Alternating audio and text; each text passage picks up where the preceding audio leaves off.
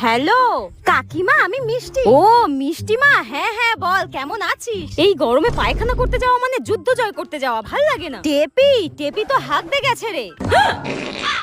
এই নে ধর, মিষ্টি ফোন করেছে, ধর। ধুর, মাও না পারে। হ্যালো, আমি তোকে একটু পরে ফোন করছি রে।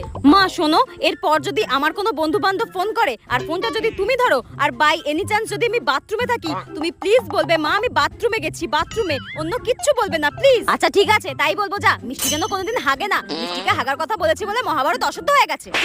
2 দিন পর এই মেয়েটার যে এত ফোন আসে না, কি বলবো। হ্যালো, কে বলছো? টেপি আছে, আমি টেপির বন্ধু বলছি। টেপির বন্ধু? উফ, বাথরুমে কি গরম। কিন্তু বাবা, টেপিকে তো এখন ফোনটা দেওয়া যাবে না, ও তো বাথরুমে গেছে হাঁকতে। মা, এইভাবে কথা কে বলে? কত কষ্ট করে রাজকে পটিয়েছিলাম, মনে হচ্ছে গামছাটা গলায় ফাঁস দিয়ে আমি নিজের নিঃশ্বাসটাই বন্ধ করে দিই।